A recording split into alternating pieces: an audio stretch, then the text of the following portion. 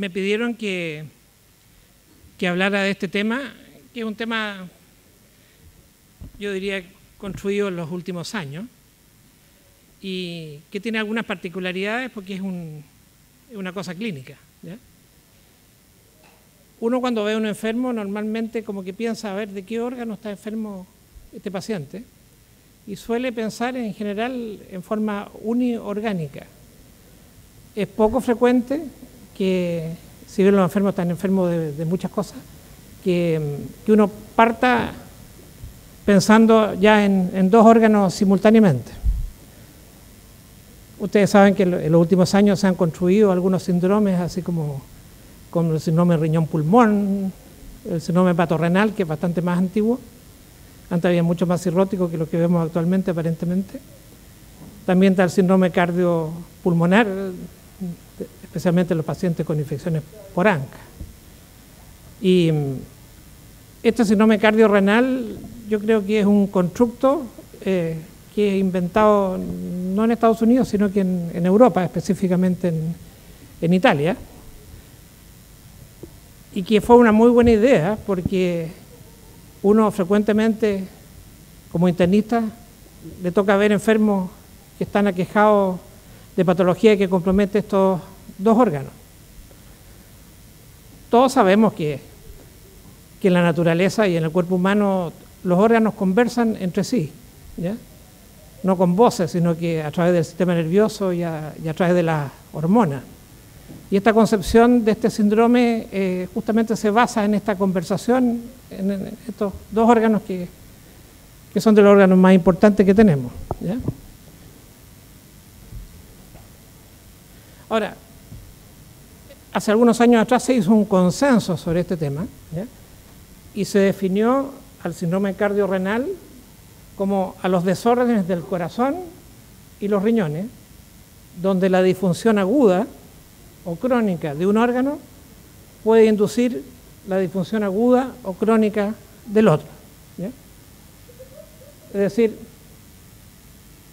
lo que le pase al corazón influye en el riñón y viceversa, independientemente si lo que pasa en el corazón es algo agudo o es algo crónico. Esta es la definición de consenso y yo creo que esto no va a cambiar en los próximos años. Y también, así como inventaron la definición, se pusieron de acuerdo, ¿ya? Y describieron 5 síndromes cardiorrenales, ¿ya? Esto puede cambiar en el futuro, porque los pacientes algunas veces se presentan con un síndrome cardiorrenal de un número específico, pero muchas veces se sobreponen o cambian de uno a otro. Del punto de vista conceptual, el síndrome cardiorrenal tipo 1 se refiere a un empeoramiento agudo de la función cardíaca que lleva a una disfunción o injuria de los riñones. Así que aquí el partido comienza con lo que le pasa al corazón y el riñón se afecta secundariamente. Esto ocurre, por ejemplo, cuando un paciente se hospitaliza por una insuficiencia cardíaca aguda descompensada, ¿ya? Una causa frecuente de hospitalización en los servicios de urgencias es la insuficiencia cardíaca. También cuando un paciente presenta un síndrome coronario agudo con compromiso de la función cardíaca. En algunos casos más extremos, ¿no es cierto?, esto ocurre cuando un paciente, por ejemplo, tiene un infarto y cae en shock cardiogénico, ¿ya? O también, actualmente la cirugía coronaria es una cirugía que es bastante frecuente y hay pacientes que salen de pabellón a las unidades de cuidado intensivo donde pasan los postoperatorios y los pacientes presentan como complicación un síndrome de bajo débito cardíaco después de la circulación extracorpórea, ¿ya? En estos casos el paciente presentó, ¿no es cierto?, un problema cardíaco, ¿ya? Y el riñón de una u otra manera se empezó a ver perjudicado. En los pacientes hospitalizados, estos son datos epidemiológicos, los pacientes hospitalizados con insuficiencia cardíaca descompensada, entre el 27 y el 45% presentan un síndrome cardiorrenal hipoagudo, es decir, prácticamente la mitad de los pacientes que ingresan por insuficiencia cardíaca, ¿ya?, se complican de una disfunción de los riñones, y esto cualquier persona que trabaje en un servicio de medicina interna, en una unidad de cuidado intermedio, un intensivo, lo ve. En los síndromes coronarios agudos, el porcentaje más variable, va entre un 9% a un 54%. Ahora, ustedes saben que actualmente uno ya no habla casi de insuficiencia renal aguda, sino que habla de injuria renal aguda, que no es exactamente lo mismo.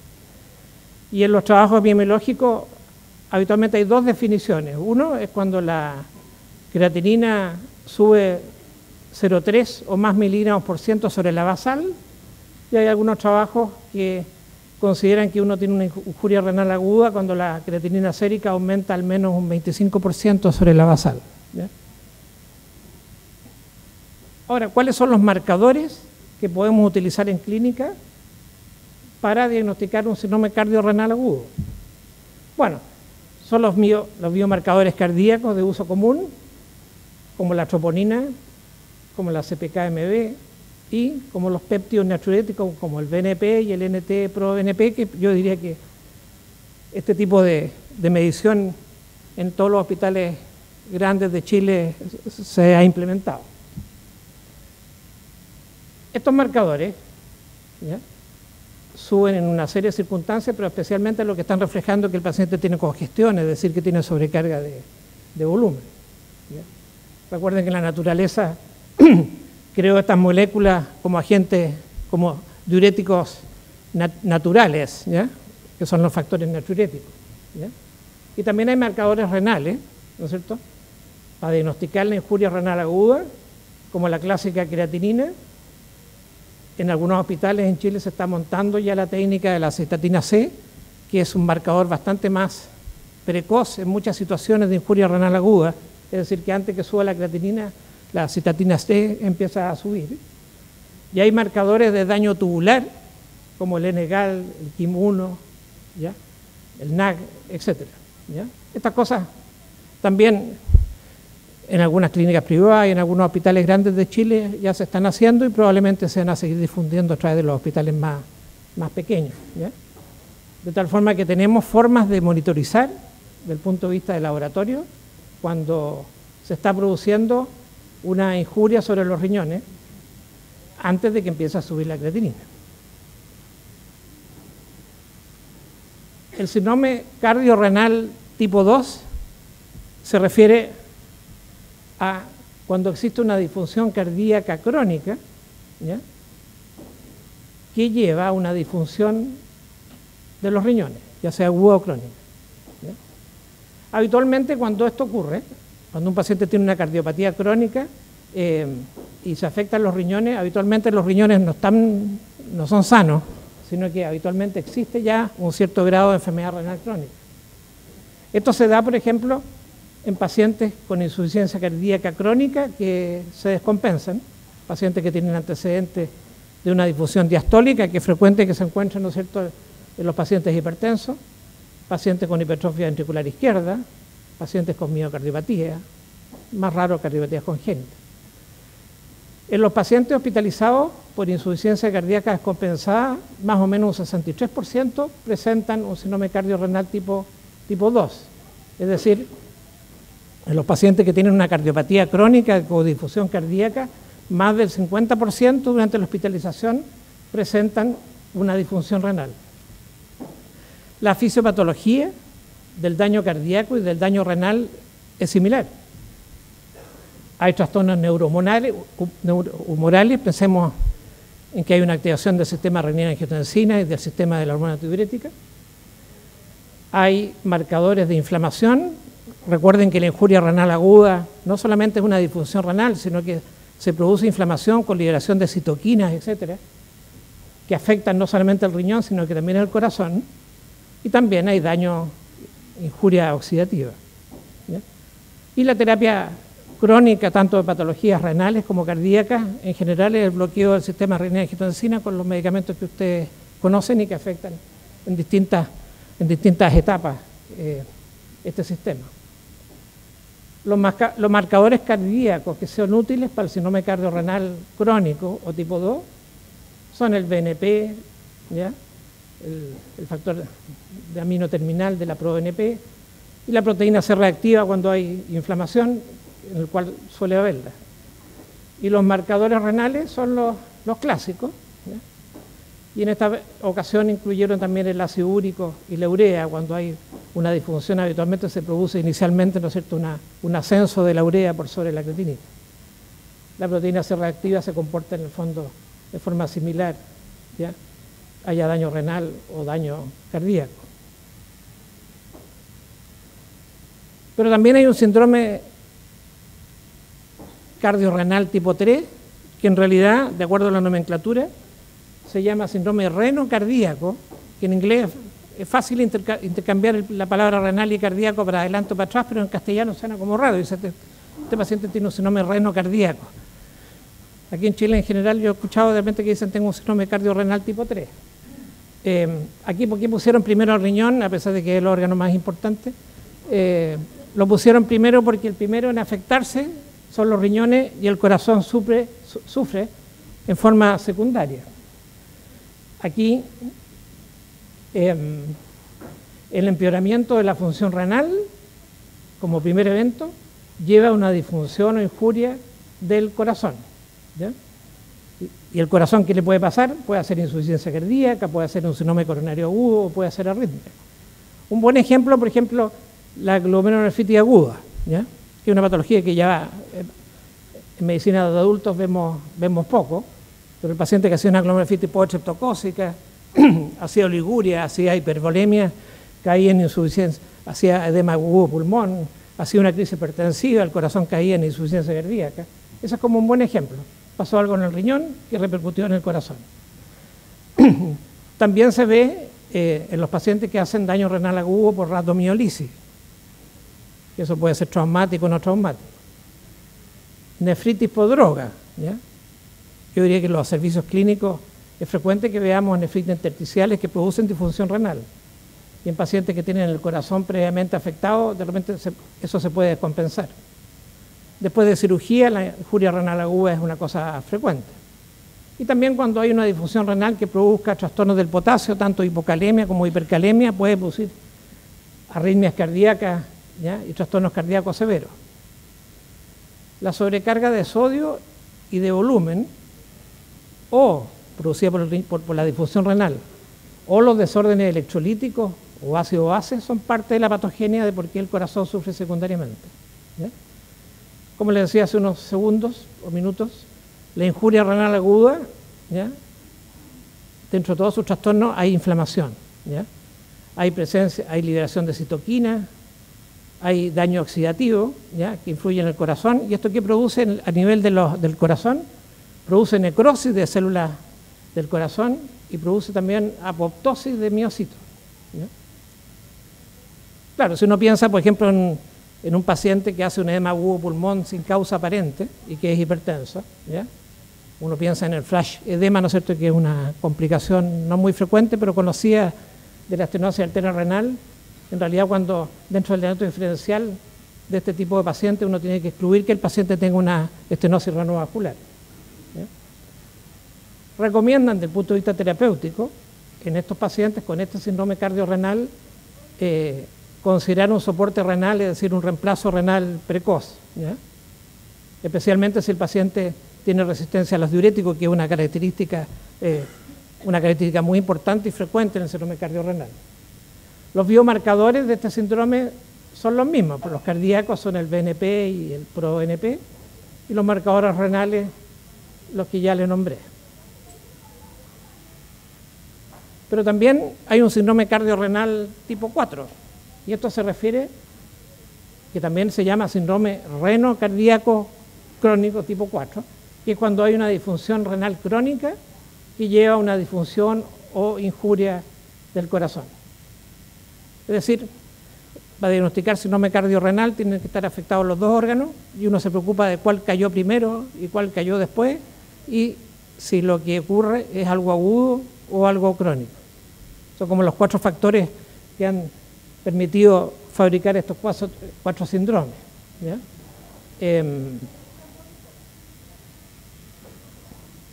Pero también hay unos 5, ¿ya?, así como en cualquier tipo de tabla que dicen miscelánea. Hay un síndrome cardiorrenal tipo 5 y se refiere a lo siguiente. Hay condiciones sistémicas, agudas o crónicas, que llevan a injurias simultáneas del corazón y los riñones. Así, aquí no hay uno primero, ¿ya? Aquí no cayó primero el corazón o el riñón, sino que caen los dos juntos. Un buen ejemplo de esto es la sepsis, ¿ya? Es frecuente, ¿no es cierto?, en pacientes con sepsis grave, shock séptico, etcétera, que uno tenga disfunción simultánea de los dos órganos. Hay enfermedades inflamatorias, ¿no es cierto?, no infecciosas, como el lúpus eritematoso sistémico, que pueden producir también compromiso de los dos órganos en paralelo, ¿ya? Esto más bien son condiciones más bien agudas, digamos, cuando se produce un síndrome cardiorrenal en estas circunstancias. La sepsis, por supuesto, que es aguda por definición. En cambio, la amiloidosis, por ejemplo, que es una enfermedad crónica, uno puede empezar a tener una disfunción cardíaca y renal, ¿ya?, que sea simultánea, producida por esta condición. La diabetes también la pusieron acá, pero en realidad cruza todos los síndromes cardiorrenales. Y también hay otras condiciones crónicas que pueden afectar ambos órganos. Como les decía al principio, hay muchos pacientes que se mueven entre los distintos subtipos de síndrome cardiorrenal durante el curso de su enfermedad. Habitualmente, si un paciente hace un infarto agudo miocardio, ¿no es cierto?, con compromiso severo de la función ventricular, y hace un síndrome de bajo débito o hace insuficiencia cardíaca, ¿no es cierto?, y secundariamente afecta al riñón, tiene un síndrome cardiorrenal tipo 1. Pero ese paciente queda con un corazón dañado, al margen de que lo puedan revascularizar, ¿ya? Y esos pacientes que muchas veces quedan con una insuficiencia cardíaca crónica, ¿ya? Muchas veces son pacientes hipertensos que ya tienen un daño renal vascular de tipo nefroesclerótico, y de repente llegan al hospital porque se descompensan, y ahí uno tiene un síndrome cardiorrenal tipo 1 sobre un síndrome cardiorrenal tipo 2, ¿ya? Ahora, también es frecuente que uno se encuentre con pacientes que tienen daño renal crónico y cardíaco crónico y uno tampoco sabe cuál fue el órgano que cayó primero, ¿ya? De tal forma que la definición es bastante buena en el sentido que precisa muy bien lo que uno ve, pero de repente no es tan fácil catalogar a los pacientes, ¿ya? Algunas cosas sobre epidemiología, y esto yo creo que es importante retener porque hay algunos conceptos que es importante tener en cuenta cuando uno maneja pacientes de este tipo. En el síndrome cardiorrenal tipo 1, la mayoría de las injurias renales agudas ocurren en los primeros 3 a 5 días de la hospitalización, ¿no? Es decir, el paciente llega por insuficiencia cardíaca o llega por un infarto agudo miocardio con difusión cardíaca importante y el riñón empieza a caer rápidamente, ¿ya? Entre paréntesis, es fácil pensar que uno dice, bueno, el débito cardíaco cae, la perfusión renal se altera y el riñón empieza a fallar. Pero eso no es lo más frecuente. Lo más frecuente es que el riñón empieza a sufrir no por un bajo débito cardíaco, no por una insuficiencia cardíaca con fracción de eyección disminuida, sino que empieza a sufrir porque hay un aumento de la presión venosa sistémica. ¿Y eso qué significa? Si empieza a haber una sobrecarga de volumen en el lado derecho, en las cavas, digamos, a la vena renal le cuesta más vaciarse, a la vena cava inferior, y a las venas intrarrenales le cuesta más vaciarse a la vena renal y a la cava inferior, y se produce una hipertensión venosa que a nivel renal activa el sistema renina-angiotensina y exacerba, digamos, activa excesivamente el sistema nervioso simpático, y eso lleva a retención de sal y de agua, y produce mayor congestión, ¿ya? Y produce una congestión que frecuentemente no es fácil de manejar con diuréticos porque muchas veces se produce resistencia a los diuréticos. De tal forma que uno no solamente tiene que pensar de que el riñón falla porque le llega poca sangre para trabajar con ella, sino que más bien es el aumento de presión venosa el que produce la disfunción renal. Otra cosa importante desde el punto de vista epidemiológico es que después de una semana de hospitalización, cuando empieza a fallar el riñón, habitualmente es por otra razón, es porque el paciente ha tenido exposición a medios de contraste, o el paciente se le ha hecho una coronografía, por ejemplo, que ha producido alguna complicación de los ateromas vasculares, aterombolismo, por ejemplo, o secundariamente al uso de medicamentos como el furosemide, como los bloqueadores de enzima de conversión. Otra cosa que es importante es que en los pacientes hospitalizados con insuficiencia cardíaca descompensada, prácticamente el 50% de ellos tienen una enfermedad renal crónica en alguna de sus etapas, ¿ya? Muchos pacientes que tienen un síndrome cardiorrenal agudo, como les decía hace un rato, tenían un síndrome cardiorrenal crónico, ¿ya? O sea, se le agregó un síndrome cardiorrenal tipo 1 a un síndrome cardiorrenal tipo 2. Ahora, el factor de riesgo más importante para que se produzca una injuria renal aguda es que el paciente ya tuviera los riñones con una enfermedad renal crónica, ¿ya? Y eso muchas veces no lo sabemos. También es importante que los pacientes que hacen una injuria renal aguda, aunque se les pase, ¿ya? Digamos, muchas veces en el hospital, ¿no es cierto?, el paciente ingresa, tiene alguna complicación, hace una injuria renal aguda que después vuelve a esos niveles basales.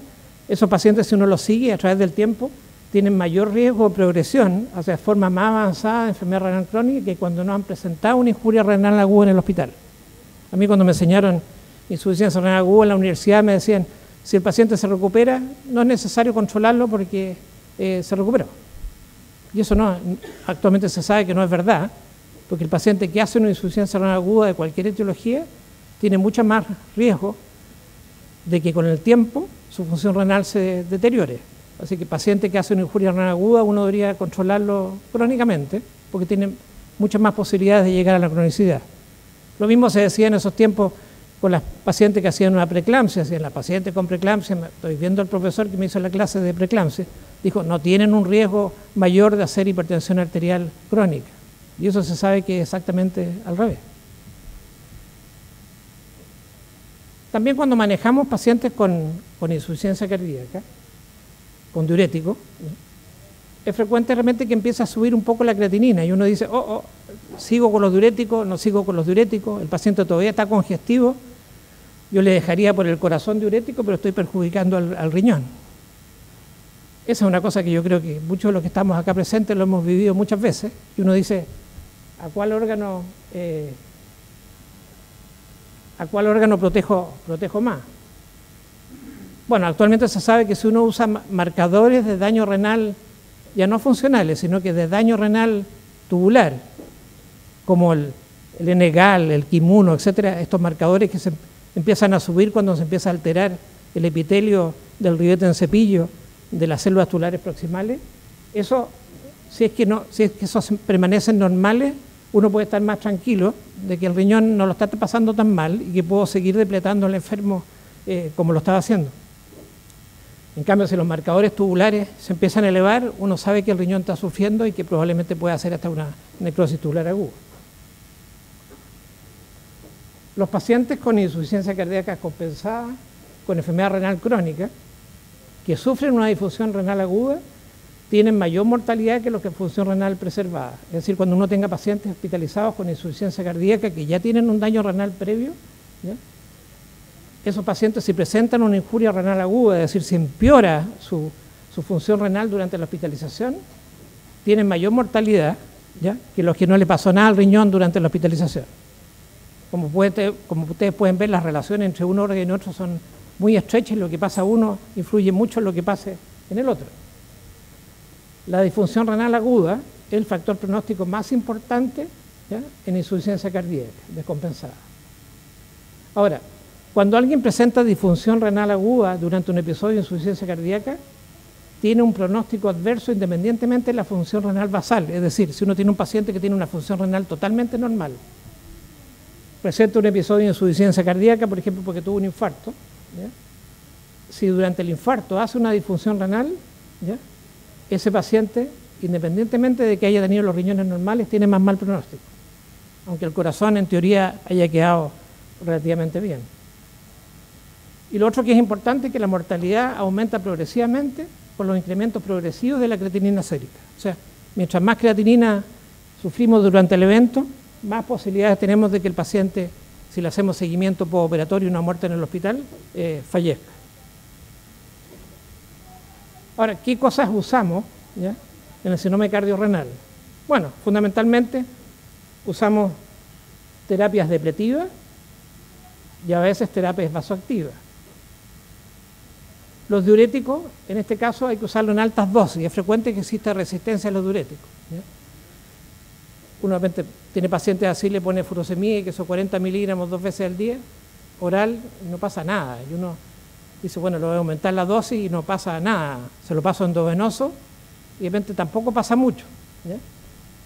Porque las dosis habitualmente que se usan de diuréticos, de repente por vía parenteral, aquí en Chile, suelen ser bastante más bajas que las recomendadas, ¿ya? Ustedes tienen que recordar de que los diuréticos, para poder actuar en los túbulos, necesitan una concentración intratubular adecuada. Entonces, el diurético tiene que llegar al túbulo y no llega por filtración glomerular, sino que llega por secreción tubular. Ahora, si la función renal y la perfusión renal está un poco disminuida o bastante disminuida, la cantidad de diurético que va a llegar por vía sanguínea, por vía perfusión de los túbulos, va a ser bastante baja. Entonces uno tiene que usar dosis mucho más altas para que los túbulos secreten el diurético y alcance concentraciones adecuadas dentro del túbulo. En las UCI es frecuente que uno ponga diuréticos en infusión continua, ¿ya? Hay trabajos que muestran que el usar diuréticos en bolo, ¿ya?, o usarlo en infusión continua, da lo mismo, ¿ya? El pasarlo en infusión continua no es más efectivo que pasarlos en bolo en dosis altas, ¿ya? También cuando un paciente está con una dosis alta de furosemida y no responde, uno lo puede asociar con otro diurético, ¿ya? En la mañana también se bebía algo de eso, ¿ya? Puedo usar tiazidas de acción prolongada, de la forma de hacer un bloqueo tubular doble o triple. También en los últimos años, y me voy a referir solamente a los títulos porque viene una conferencia sobre tratamiento de insuficiencia cardíaca y no quiero tocar nada de eso, pero antagonistas a los receptores B2, que son los receptores de la hormona antidiurética, que ustedes los conocen no en persona, ¿ya?, porque son los medicamentos que han salido, que se han desarrollado para el tratamiento de las hiponatremias, ¿ya?, que son los baptanes, ¿ya? Esos medicamentos también se han usado como depletores, ¿ya? Hay antagonistas a los receptores de adenosina, hay técnicas renales que se están usando en pacientes cardiológicos, digamos, como es la ultrafiltración y la hemodiálisis. También en los pacientes con síndrome cardiorrenal crónico, una medida que es bastante útil en algunos casos es el uso de peritoneo de diálisis crónica, ¿ya? Los pacientes que no responden crónicamente a diuréticos, uno puede producir diuresis por el peritoneo. Y también una cosa que es curiosa, que cuando la leí hace un par de años atrás me llamó la atención, dije cómo se atrevieron, es que en pacientes con insuficiencia cardíaca refractarios al uso de diuréticos, en dosis altas, digamos 200, 300 miligramos de furosemida diaria, le infundieron solución salina al 3%, esta que se usa para el tratamiento de la hiponatremia aguda asintomática, 150 ml más 250 miligramos de furosemida cada 12 horas. Ahora, es verdad que a uno le daría como un poco miedo pasarle una solución salina hipertónica a un paciente que está en insuficiencia cardíaca y que está orinando poco, ¿ya? Sin embargo, observaron que en esos pacientes este tipo de medida producía aumento de la diuresis y disminución de la congestión, ¿ya? No hay muchos trabajos de eso, pero los trabajos que hay, que son pocos, son prometedores. Y también otra cosa que se ha observado es que los corticoides, que sirven para casi todo, también en estos casos pueden servir porque aumentan el efecto de los diuréticos. Ahora, cuando uno no solamente quiere descongestionar al paciente, sino que tiene compromiso hemodinámico y necesita subir la presión, ya sea apoyando neotrópicamente con uso de milrinona, dopamina, dobutamina, también se usa vasodilatadores como nitroglicerina y nitroprusiato, y actualmente están en estudio, ¿ya?, drogas como el nexeritide, que es un BNP recombinante humano, ¿ya?, y la serelaxina, que es una relaxina recombinante humana también. O sea, se están usando medicamentos casi biológicos para el tratamiento de la insuficiencia cardíaca y el síndrome hepatorenal. Ustedes saben, todos los años hay un día mundial del riñón, que se hace en distintos días, digamos, pero más o menos en el mismo mes. En Argentina una vez vi esto que me llamó la atención. Decía, cuida tus riñones si quieres salvar tu corazón. Pero lo que me pareció más interesante fue que también al lado decía, cuida tu corazón si quieres salvar tus riñones. De tal forma que cuando tengamos pacientes con patología cardíaca pensemos siempre en los riñones, y cuando veamos pacientes renales pensamos siempre en el corazón, porque estos dos órganos se enferman juntos. A veces uno primero y otro después, pero lo que pasa en uno, pasa en lo otro. Gracias.